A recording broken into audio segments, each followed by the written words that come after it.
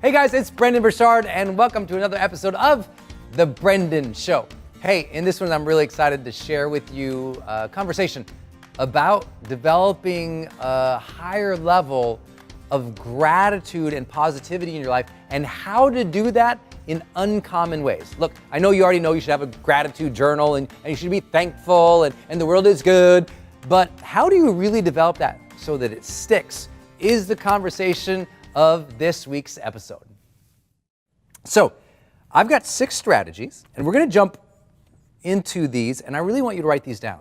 So make sure you have a journal and you just write it across the top of it. 6 uncommon strategies for developing greater gratitude, right? 6 uncommon strategies for developing greater gratitude. Hopefully some of these are common sense, but I'm going to ask you to do something today, and that is to rate yourself on how well you've been doing at these things. And when I ask you to rate yourself, I'm going to ask you to rate yourself on a scale of 1 to 10. 1, you suck at these things. You're terrible. And you know it. 10, you're so good at this, other people see you as a role model. They're like, wow, this person's really figured out this part of their life. And so that's how I want you to rate yourself on each of these. We're going to jump into the very first uncommon strategy for developing greater gratitude right now. And here it is. Notice your complaints. Now, it's hard to be grateful for something and complaining at the same time. I know you know that. But what you'll also see is that it's easy today to get trapped into this cycle that everybody's in of complaining, right? We complain about our leaders, we complain about our team, we complain about social media, we complain about television, we complain about the media, we complain about the traffic, we complain about the goals, we complain about the things not working, we complain about the inconveniences. And if you actually listen, and I want you to really encourage you to do this, if you actually start listening for how often people complain, I think you'll be stunned. And I think if you'll start listening to how often you complained, you'll be disparaged. You'll start going, I never realized I complained so much. And I know it's making an assumption because I don't know you. And maybe you actually are one of those people who you score a 10 here. You go, look, I'm very aware of my complaining. I don't complain. I keep a positive mindset. But I'm curious about how often you complain, speaking it out loud, but also internal, right? A lot of us complain all day long in our brain. We might not say it to our spouse or our team, but we think someone's talking to us and our mind goes, oh, here we go again. She's gonna say it again. I know it. I cannot believe it. And maybe we're not expressing it to her, but our mind is like, I can't believe this person here. And the complaint is inside. Those count. Notice you're complaining. It might not be what you're just saying. We always think of complaining as just the verbiage going out. It's also the thoughts spinning inside. So how often do you complain about your boss in your mind? How often do you complain about your work in your mind? How often do you complain about your spouse? How about those kids? How about the inconveniences that you have to face every day? How many times have you actually complained incessantly about politics in the last 12 months? My guess is it's been a lot because most of society is there. And I'm one of those people, probably like you, who really loves human behavior. And so I'm one of those guys who I just love to sit and watch people at the airport or love to sit and watch people at cafes. And it is amazing how many people look and they're talking like this. That's their life. They look like that all the time. That's a complaining pause that you just know that is their complaining physiology. And I want to know, what do you look like throughout the day? Do you look like you're complaining or that you look like you're happy? Because it's hard to do both at the same time. And so you need to notice your complaints. And when I say this, here's what I want you to do. Write down, what are the 3 things you complain the most about? Is it traffic? Politicians? Your work? The garbage? Spouse? Garbage spouse? What is it? I want you to write it down. Just write it down like, these are the 3 things I complain the most about. And then I want you to set yourself a 10-day challenge. You don't get to complain about any of those things at all in the next 10 days. And if you do, if you hear yourself complaining about any of those things in the next 10 days, you need a consequence. And if you don't have one, a very popular one in behavioral dynamics or in behavioral change is to make you donate something to somebody you don't like. So let's say you are a staunch Republican, then okay, you have to donate $100 per complaint to the Democratic Party. If you're a staunch Democrat, $100 for each complaint to the Republican Party. If you just absolutely hate eating kale, you just hate kale. Every single time you complain, bowl of kale right down your throat. You got to eat it. You don't get a choice. You need a negative consequence for all this complaining in your life. And the best thing is, if you're watching this with family or friend members, or family or team members, for them to keep you accountable for this. Because look, how easy is it to slip into complaining? But it's a slippery slope. You know it. There is a fine line between complaining once or twice a week to now complaining once or twice per day, to complaining once or twice per morning, to complaining once or twice per hour. Complaining is a very scary thing. It's kind of like if you start saying the F word a lot.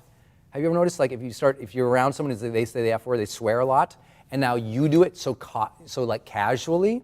Well, complaining is like that. Number 2, I like this one. Oh, it's so hard. Ready? Don't gossip. You got to stop. Gossip is a little bit different than complaining, right? Complaining can just be negative, blah, blah, blah. Gossip is speaking about other people. And usually when we're gossiping, we're speaking about other people with an element of drama. Did you see what this celebrity did? Oh my God, did you hear that, these coworkers did this in the closet? Did you hear that this happened over there? And we start saying all these things about other people. And you know what that happens? That is a slippery slope from gossip to complaining. It is such a fine line. And I've seen so many good people turn into bad people through gossip, because gossip quickly tilts over to negativity. If you've been around me, you know I rarely ever speak about other people at all unless it's a compliment. Very rarely do I talk about anything. Other people in my marketplace, other people in the major news or the media. I'm not a person that talks about other people unless I'm championing them. And I chose to do that because that was not what I was experiencing when I was first starting my career. There was so much gossip about other people in my industry, and I mean from what they eat, to where they're going out, to who they're hanging out with, to what they wear, to just the stupidest stuff. And listen, if you spend a lot of your time on stupid, you miss life's blessings.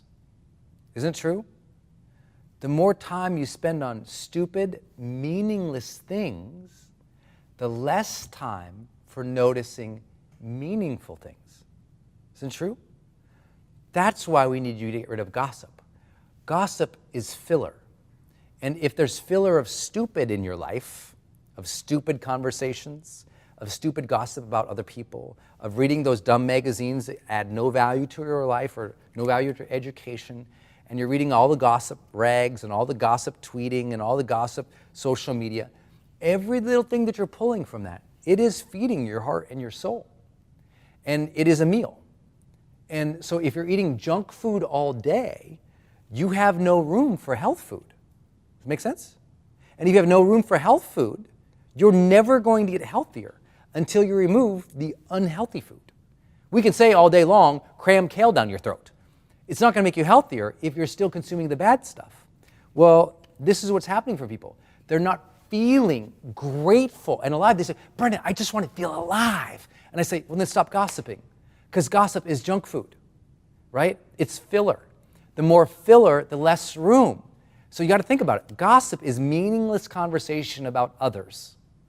Meaningless diatribes, conversations, interests about things that don't matter. The more things in your life that don't matter, the less room for those that do. Okay, number 3, ladies and gentlemen, such an uncommon strategy for developing greater gratitude. Maybe one of my favorite ones. And this is something that, gosh, I wish more people would do. And that is read historical biographies of great leaders. Read historical biographies. You're like, wow, Brendon, this is really heating up. This is exciting stuff right here, buddy. But listen, do you know the number one reason I believe people aren't more grateful? What do you think it is? What's yours? What's the number one reason most people aren't grateful? I want you to take a few minutes, a few moments, just think about it. My answer, if you ask me, is one simple word: perspective. We lack gratitude because we lack perspective, right? We get caught in our comfortable lives where, things aren't so dire for most people. Most people are getting through their day, going by just fine, They might be struggling, but maybe they're not suffering at levels other people are. And what I have found in being deeply connected to history is how far we've come. It's pretty hard to complain about the world when you read history. Specifically, I like to read historical biographies of people because it shows you how far they came, how difficult of circumstances they were challenged with, and they kept rising up over and over and over again. It shows you their perspective of what they appreciated, what they fought and battled against, and it makes you realize that, the traffic that you're facing in your nice, relatively new SUV as you're taking the kids to a nice school ain't such a big deal. It shows you that that tiny apartment that maybe you don't like or you're not in love with, that, boy, it's a whole lot better than living in a tent city in a refugee camp. History gives us sort of perspective. Today was really stressful. We're not in war. There's not bombs dropping on our head, right? There's so many, gratitude gets deep with perspective. So here's another one. This will make you the happiest you've ever been in your entire life.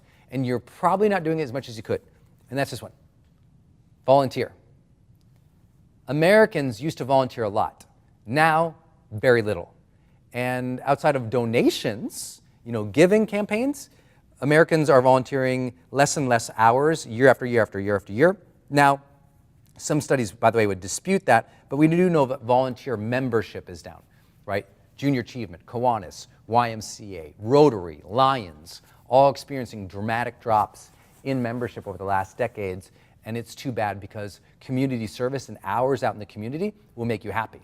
And so for you have to find what is something you can do in your community that allows you to volunteer for those who are less fortunate. Now, I'm not saying, I want you to really listen to that. Volunteer for those less fortunate. I know that we can say, well, Brendon, I volunteered at the Modern Museum of Art to, admit people. And I'm like, so you waited and you helped people, rich people, get admittance to a fancy museum.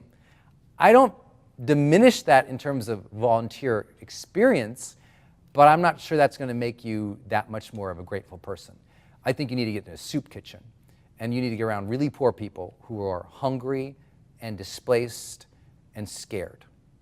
Because when you get around that, you appreciate your secure life. And I'm not saying everybody watching this that we're all rich and everything's great and we're all privileged, because I know a lot of people watch this. We're in personal development land. We're trying to get better and improve the quality of our lives. So please don't make this a, rich people versus poor people, poverty versus that. I'm just saying that for whatever level you're at, I guarantee there's a level there of those who are less fortunate than you are. Get in their vicinity every single month in some time of volunteer activity, and you'll find yourself, you won't complain as much, because sometimes we just got to see things to really feel them. And I think that the happiest people that I've met my entire life were volunteers. Next up, this was a good one. I like this one. Someone told me these two things, and it made a big difference. It was one of my first bosses, if I remember right. They said, how many of your discussions do you address luck and beauty? And this was their two things they gave me, and I really liked it. Luck and beauty. So how often do you say, I'm so lucky. Honey, we're so lucky. We're so blessed. Look at it. How did that turn out? That was so lucky. To acknowledge the coincidences of life that are blessings Because there were things that came into your life that you didn't draw, you didn't attract. Nice, positive, wonderful things that are there for you. And people go, some people say there's no luck, there's no coincidence. I'm not, that's cool, but you can still talk about it that way. You can still acknowledge luck. You know, my wife and I are constantly, matter of fact, every time I get on a plane, right before the plane takes off, I'm always texting my wife and telling her that I feel like the luckiest man on the planet. And she always writes back, you know, hashtag luckiest. That's like, we always are doing that with each other because we want each other to know that in any given circumstance, imagine if that plane I'm on crashes. I want her to know that I feel lucky for my life, that I felt blessed every moment that I was here on this planet. And it's important to me because that luck draws reference for life, right? Really important. But then beauty too. Like, my wife is really good at pointing out beautiful things. You know, whether it's a beautiful floral display or beautiful trees or beautiful sunset or a beautiful rainbow. I mean, literally, last night when I left this office, she texted a picture of a rainbow outside of our house. And she's really good at calling that out. But you could do that at simple things, little design things that are beautiful. Point those out. But here's the operative word, discuss. There's one thing, noticing the rainbow, and then there's another one, telling 10 people, hey guys, you see the rainbow? Different, right? One is just intellectual, oh, it's pretty. The other one is putting the expression into the observation. And once you express the observation, remember, an expression is emotion, you feel more reverence for life. So think about all the conversations you've had in the last 6 months. How often do you talk about luck? How often did you talk about beauty? And if those aren't there, how could you expect to have a deeper level of gratitude? This is my last advanced strategy. And it's something that, ironically, I thought most people still did, and then I found out that most people don't. And that is write love letters. I want you to write love letters to your spouse, to your kids, to your aunts, and to your uncles, and to anyone you care about in your life. And I want you to write it with your hand. And they still make these things, God, what are they called? It's like this tube. And the tube's usually about yay long. And in the tube, there's a liquid. And what happens when you press this metal part of the liquid against this parchment paper, what happens is the liquid comes out onto the paper. I mean, it's amazing. Most people don't know that because they can't hold it because their hands are like this all the time. So if we could get you to stop typing, because you know when you're like this all the time, right? Or like this all the time, it's hard to hold a pen when you just can't. You ever talk to someone, you're still thumbing through something, but you're not holding the phone? Yeah, I know, you're like that. Lots of people are doing that. Put the phone down, put the computer aside. Don't email them a thank you letter or a love letter. Write a letter to them, like a love letter. Like tell them why you appreciate them, why they're amazing, why they're extraordinary, why you're thankful for them, and write it. And no, don't just do what I just said in 5 sentences. I'm appreciative of you. I'm thankful for you. Heart, your name. No, do a little bit more than that. Write a letter. Write a love letter. You know, there's something about the act of writing that changes people, and they know this from psychology tests too, is that when you make somebody write a letter of gratitude or a letter of love, it's very different emotional and brain activity than it is just typing it. It's very different. When you're writing it, you're feeling it, right? And it's your art, it's your words, and on a piece of paper, it changes the game. So I want to challenge you to think about that. When's the last time you wrote a love letter to, if you have parents and they're still alive and you love them, write them a letter. If you have somebody who has really served you and taken care of you or role modeled something for you, write them a letter. If you've got that spouse and you haven't dropped her or him that note for a long time, stop waiting to write half a card on Valentine's and write them a real letter and do it more consistently. You will feel it. It will make you happy. And what happens for a lot of people, the reason they're not gratitude is they lost the language of thankfulness. Because what do? They go, thank you, comma, and write their name. And that's their language of gratitude. So if you challenge yourself to write a 1, 2, 3, 4 page love letter to people, it's like a challenge. And as you do that more and more and more as a challenge, it grows that muscle of gratitude, and you get better at being grateful.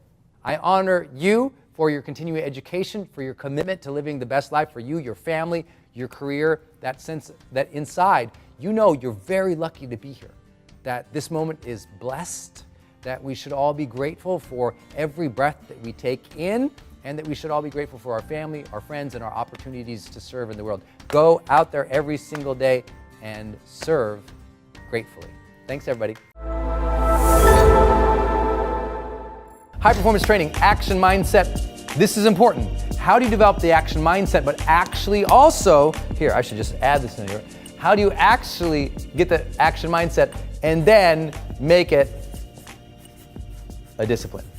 Discipline. Here it is. First thing you've got to adopt, well, there it goes, is your, let's try this, your 30-minute daily block. People tell me all the time, Brendon, I got this dream or this goal. I'm like, great. What 30-minute period of day are you going to work on it today? What do you mean? Well, you said you have a big goal, right? Yeah. Big idea, right? Yeah. Okay. Show me when's the 30-minute block that thing gets today. It's a new idea, you say, right? Yeah. Okay. Where is it? Is it 1:30 to 2? Is it 4 to 4:30? Is he going to check it at 5 right after work till 5:30, then get on the commute a little later? Like, when? New ideas must have new blocks of time. Write it down. New ideas must have new blocks of time. If you got a new idea, someday, big dream, and it doesn't land in the calendar, at least, listen, daily, 30-minute daily block of time, of course you're not going to get momentum. It's got to be, look, if you won't give something 30 minutes a day, it don't matter to you. Just be honest. Like, any good parent will tell you this. Like, if you don't spend 30 minutes with your kids a day, I mean, good luck in having that connection. Good luck in forging that future. Good luck in helping that person feel loved and supported. I mean, if something is important to you, you give it time. Is it true? So if this idea is important to you, immediately mindset, this is what I immediately do, 30 minutes. And if it's a completely new idea, it's got to get at least 30 minutes if I want it to actually come true. And it's important from the time I set the idea, the next day it gets 30 minutes. Big new idea, must do it. If it's important to me, the next day it gets 30 minutes. Not 4 years from now. Like right now, I have a big partnership I'm working on. Like it completely came into my life, totally interrupted my life. I don't have any time, but it's important. I found 30 more minutes a day, right? 30 more minutes is easy to find for everybody. People don't think they can.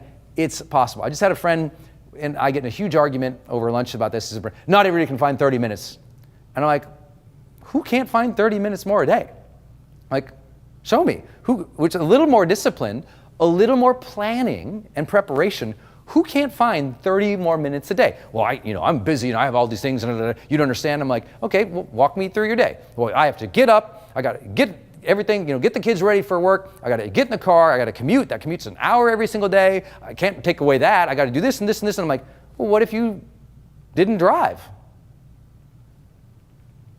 What do you mean? Well, what if you didn't drive the car so that your focus and intention could be doing something else? Well, I got to do the commute. I don't know. I've noticed that a lot of cars have a passenger seat, and some of them even have a back seat. And if you sit in one of those, you don't have to do this, and I just got you an hour a day. So many people they believe so deeply that they are managing their time so great. I'm like, no, most people have so much free time, they have no idea. It's that they are distracted and unprepared or addicted to consuming, that they're losing little pieces. And especially here in the United States, you guys have heard me rail on this, the average American, 4 hours of television a day. Don't tell me you don't have 30 minutes a day. I don't know anyone who can't find 30 more minutes a day for a great new idea that can change their life. You got a new idea that can change your life? Find your 30 minutes every single day. Number 2, remember the first output rule. First output rule says this: if you've got a big new dream, big new goal, big new idea, don't think that you have to do what we've all been taught, which is begin with the end in mind, because sometimes you don't know what the end in mind is, but you know the first step. So what I tell people is like, I got a big new idea. I go, great. What's the first output that you would have to create on that immediately? What's like the first output that would start you on the path? I don't know. Okay, figure that out. First step, first output, right? First step is not the research. What's the first output? Let me give you an example. When I began my career, I said, one day I'm gonna do video courses. End in mind, I'm gonna do all my online courses. That was the big idea. Brendon Burchard, am gonna do online courses. Guess what I didn't do? I didn't say, well, I better figure out the whole curriculum for all the courses for the rest of my life. Begin with the end in mind. Didn't do that. I said, what's the first step that would allow me to start doing that? Okay, first step, get in front of a camera, teach, and post it on the internet. That's the first output. One teaching video on the internet. So I went and I got my stupid little, at the time, flip video camera. Some of you guys know about those. Got a flip video camera. I duct taped it to a box. I put on my cleanest shirt at the time, and I stared at the camera and I taught. And I pulled off the flip video camera and I spent 4 hours uploading it on the internet. You remember that? Probably not. But you remember that? Yeah, upload, and then it wouldn't play because it wouldn't stream fast enough. But I spent the time. The first output to me building an online course empire, one video. What's your first output? Do that now. That's how you maintain momentum. The reason people don't stick to their habits is because they're waiting to create the output someday. I'm like, what's the first output? Do it. That's the thing to work on right now. When you got that 30-minute daily block, work towards that first output. Because you get the first output, you got real momentum. You get the first output, your dream, your idea is realized, it's tangible. It's like, ooh, I did that thing. First output. If you don't know the first output of what you have to create, you don't even have a dream. You don't even have a fully thought out idea. First output, make it, do it, create it, post it, do the thing. That's it. I want to write a book, Brendon, but I don't know what the whole book is. I'm like, great, first output, first page, write it. What do you mean I don't know what the book is? Write the first page. But I don't know what the book is. Write the first page. First output would be the first page of the book, right? Write the first page. But I don't know what the 5 chapters are. I don't write the first page. See? You don't have to know the whole picture. First step, do the first output. Because you get that first page done, you'll probably get that next page done. You'll probably get the next page done, and you'll start getting clarity of the project. A lot of the creativity of life comes in motion, not beginning in speculation. Okay, next up, number C, 90-day challenge. I can't believe how many people have a big dream or big goal and they don't set up their own 90-day challenge.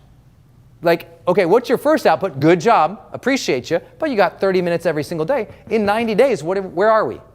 90 days, 3 months, let's go. Because see, what most people are, they're scared to commit to the big idea and dream. And I go, oh, don't commit to the first big idea and dream.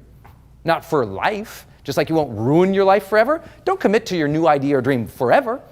I need 90 days. Give me 90 days, man. Commit to that thing 90 days and get at it for 90 days. Reevaluate after the 90 days where you're at. Don't think, see, most people don't take an action because they think, well, I'll have to do this action forever, just like they worry, I'll be ruined forever. There's no forever. There just isn't. There's just now. None of us are guaranteed anything. So if what we have is right this moment and we're looking to the future and we're working towards that, good job. In 90 days, where are you? That's it. What'd you do in 90 days? Did you lose 5 pounds? Great. You don't have to say, I'm going to be completely life transformed. I'm going to have 6-pack abs and still drink pina coladas on the beach with 40 people in bikinis around me. No. Dude, lose 5 pounds. You got 90 days. Go. Like, just set the 90-day challenge for yourself and get at that. And then worry about the next series of goals after that.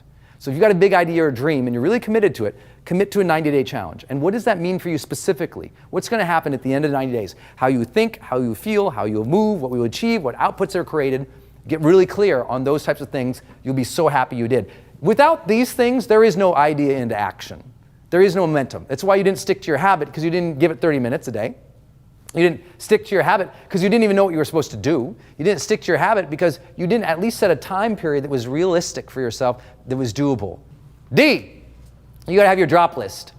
There is no new idea in your life without a drop list of things to stop doing. A drop list.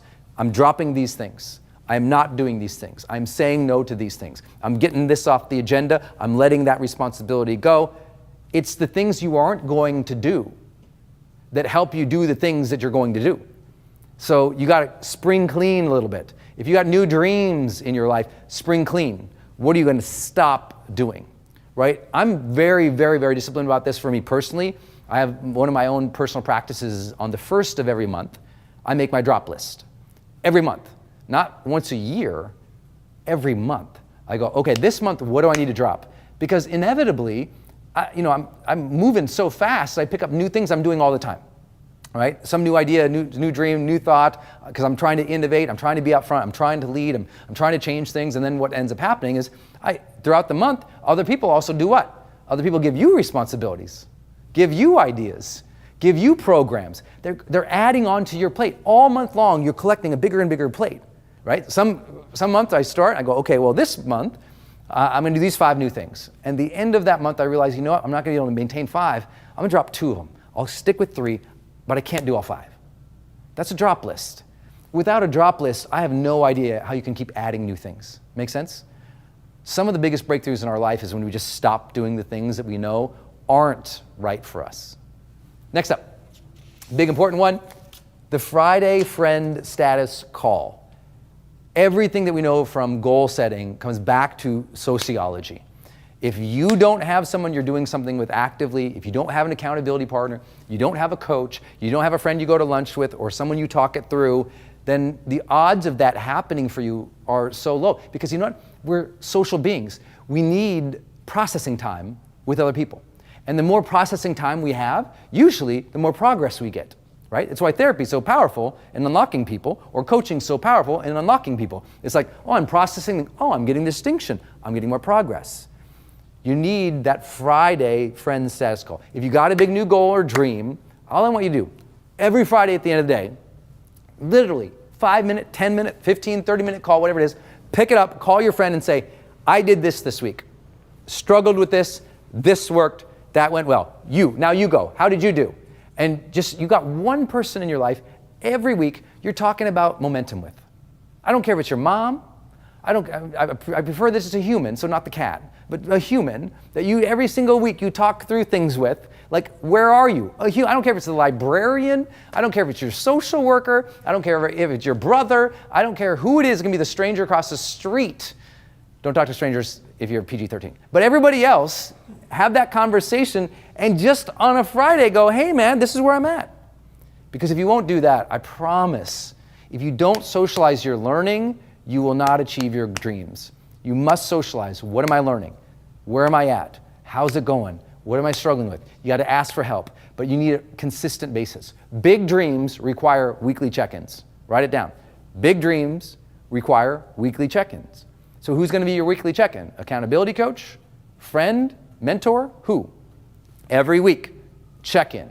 And if you're like, well, I don't know anybody, everybody hates me. You know what? Go on your Facebook page every Friday at 5 and go, this is what I learned this week. This is what I tried. What did you guys try? And all the people who make fun of you, delete them. And everybody else say, good for you. So easy. Life's very simple.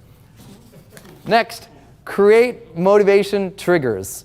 When I walked in this door today, it's the same when I walk in the doors of my conference rooms when I'm doing my seminars, that usually my doorway trigger, meaning that's what a motivation trigger is. A trigger is something physical or tangible happens and you attach either a statement or an action to it, okay? Trigger is something tangible that you say or do when something else happens. So when I walk through a door, and that's every door of my life, I walk through a door, my mind almost always says, because I've just conditioned it over and over and over doing this, I walk through a door, my mind says, I am a happy man entering this space ready to serve. I'm a happy man entering this space ready to serve. It's been since I was like 20 years old. One, because I always want to remind myself, I'm happy. I have so much to be grateful for. So do you. So how are you reminding yourself that you're grateful, that you're happy, that you're good? And then I remind myself, I'm entering this space ready to serve. Not hoping to serve, not maybe one day I'll deserve to serve. I'm ready right now. Whatever I know, I believe in my ability to figure things out. I'm ready to serve now. I don't need permission. I don't need more money. I don't need more team. I'm ready to, whatever I got, I'm ready. Let's go. I don't need new things, more things, better things, tons of things. I'm ready to serve right now. Let's go. I'm not ever waiting to provide service to the world. Ever. You don't have to have the big stuff, the fancy stuff. Just go. I didn't have big fancy cameras and lights and fancy big flip charts when I started this. It was me in a really dirty shirt with the thing, the buttons too hung open, like, ugh, you know, it's like, it was so nasty and gnarly and bad. It was awesome, and I was ready to serve. You don't have to have everything. I was watching this documentary recently on my main man, Usain Bolt, one of the greatest, well, he is the greatest sprinter of all time, right? And you see the scene of him, and he's doing sprints in a field with like this sort of little belt tied around his waist, tied to a chain, tied to, we would call it a weight sled, but you could barely call it that. A little metal sled where you put on like, weights, like a 45-pound weight from it, like lifting. And it's like, so he would sprint with this little things. When you go to the NFL, or I work with my, my major teams, they got the fancy sleds, these longer sleds that glide when you take off, that release proportionate amount of tension along with the weight as you speed up, like very fancy contraptions now.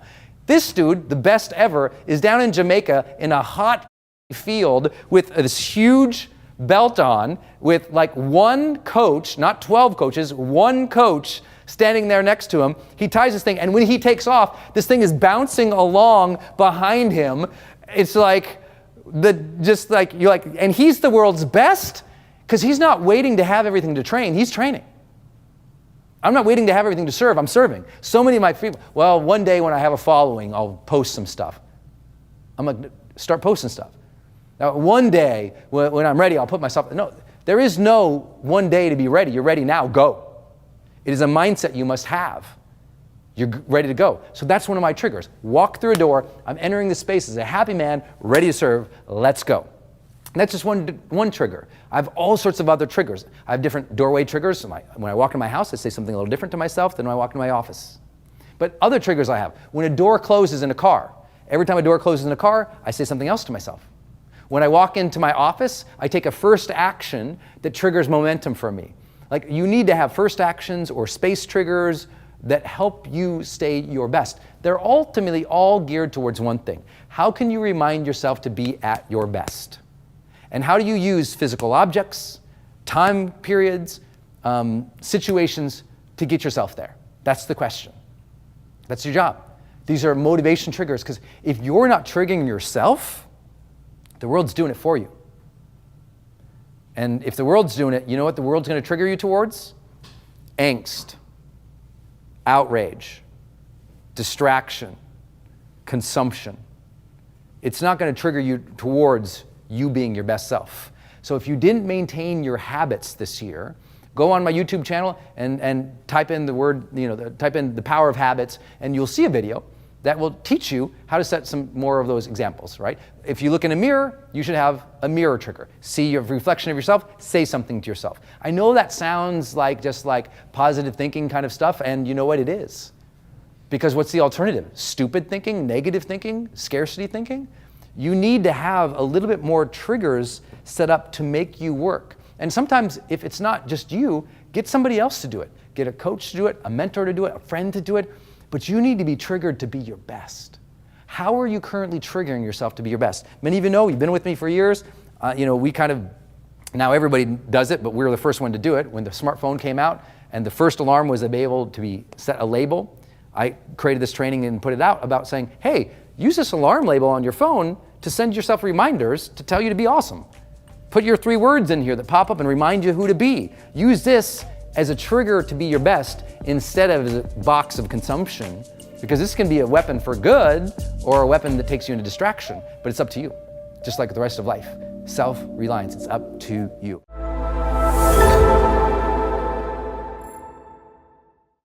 All right, let's rock and roll. 5 steps to having more confidence in your life. Number 1, decide you need no reason whatsoever to be more confident.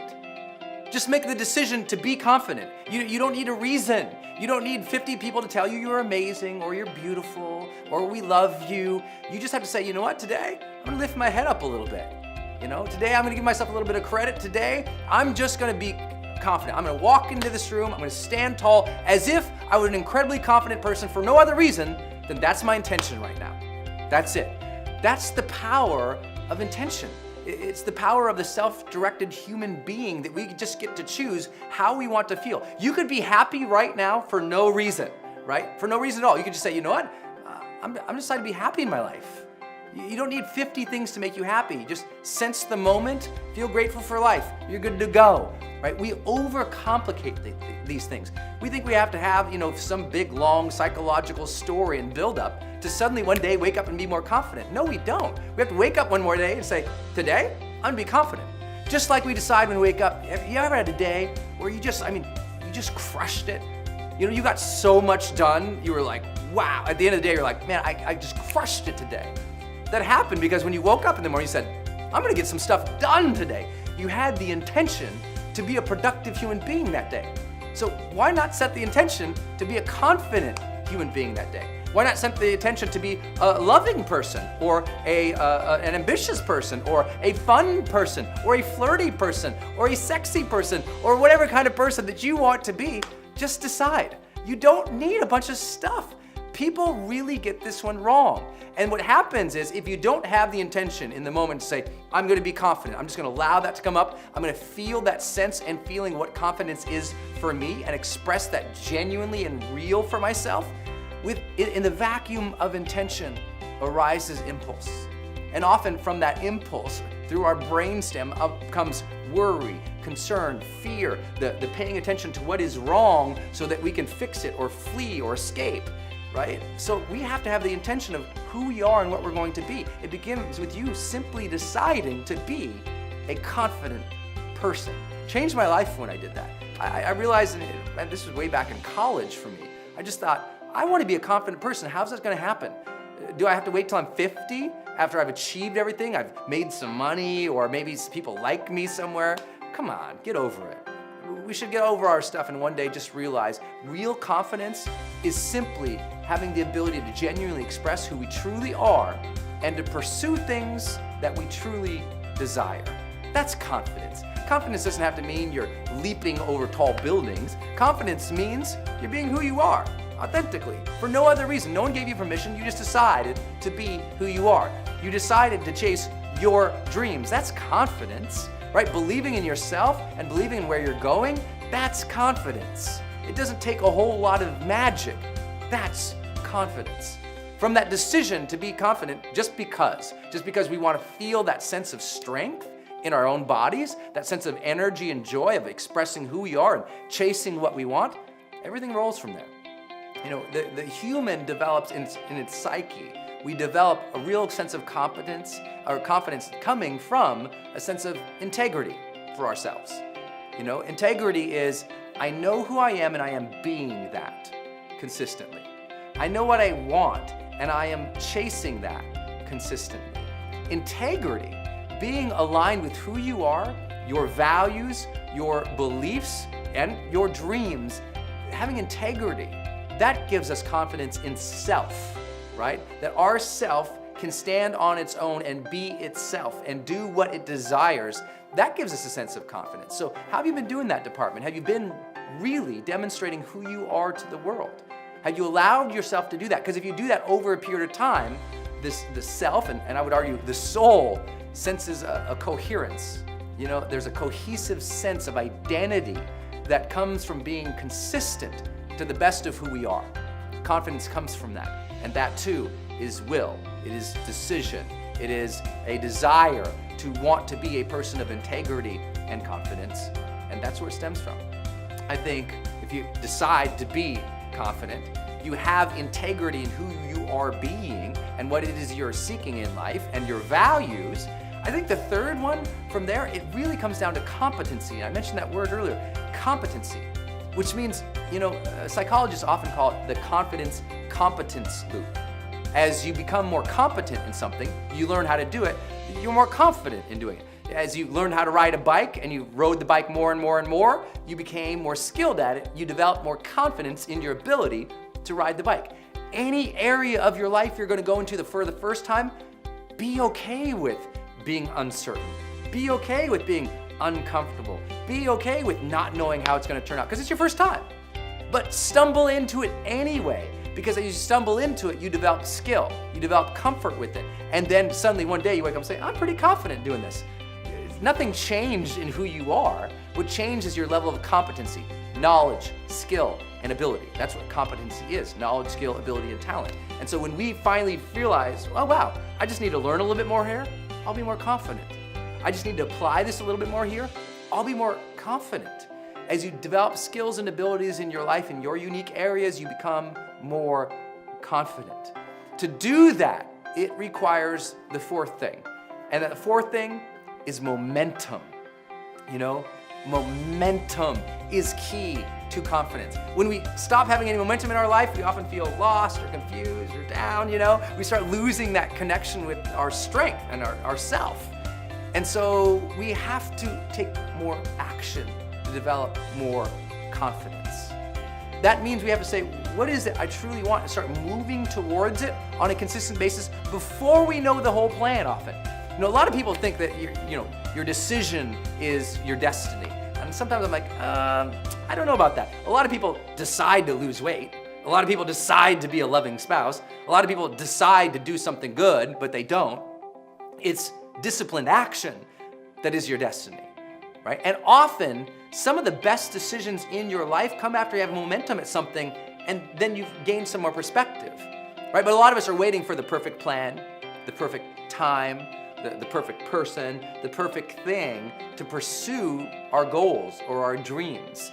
And it's that waiting that often dampens our confidence, because we're at the external, we're sort of at the whim of the world a little bit. Maybe we get lucky, maybe that person comes in, maybe the funding comes through, whatever it is. We have to instead say, what can I do to begin this? What can I do now to begin? Because even if you begin and you're not sure, you don't have to know the whole path, right? Sometimes the whole stairway is not illumined until you take that first step, as we learned from Martin Luther King, right? It's like, what is that first? Sometimes it's that first step, and then the staircase emerges. Then we can see. And so for yourself, as soon as you take that first step, that says in your mind, hey, you know what? I took a step. Good for me. And then you start making better and better decisions because you're able to see more. Often you don't know where you're going in life until you start jogging towards something. Right? Still just run in place, run somewhere. But as soon as you run, things open up to you. Say, oh, look at this. Look at this, look at this. People often say, I wish I had more vision for my life, Brendon. I say, it's hard to have vision for your life if you've never seen anything.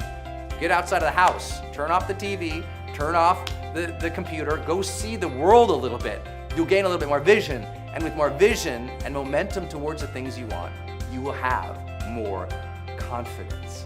So he begins with deciding, really, you need nothing to be more confident. But if you need something, go with integrity. Be more of who you truly are. Chase what you truly desire. Be smart enough to know that you have to develop more competency at the things that you're interested in. More competency, more confidence. You have to realize, oh my gosh, there is no reason in the world that you cannot yourself, with very simple moves, gain more momentum. More momentum, more progress, more confidence. And finally, the fifth thing of confidence, community. You know, we all need people around us who are supportive and positive and buoyant and who appreciate our sense of aliveness and joy and happiness in life. And if we don't have that, you can't sit there and be a victim. Oh, I just have a bad set of parents and I got a bad set of friends and I guess I'm destined to be around a bunch of nuts.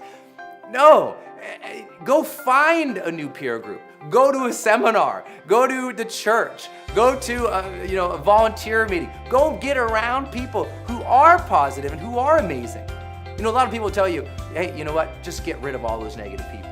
Well, sometimes your negative people in your life are your mom or your dad or your lover or your spouse or one of your kids is just a little tyrant. You know, you can't just open the door and say, get out of here, you little bastard. It doesn't work like that. It's not about cutting loose all the negative people, right? Of chopping off people and getting rid of them. Though maybe there are some people you need to say, I don't need to associate with this person as much in my life anymore.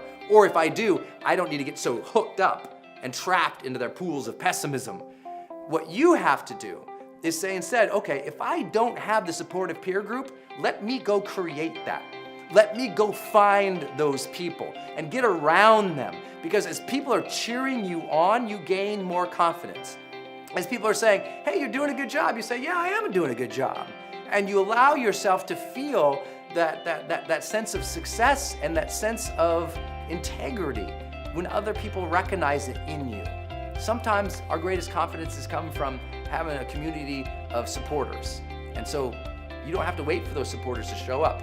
Go find them, go mix, go mingle, get outside of the house, live life again. As you do that, as you live life again, what do you notice? More integrity, more momentum, more competency, more good people. And suddenly that thing you were hoping one day you found confidence, no, one day you wake up and you created it.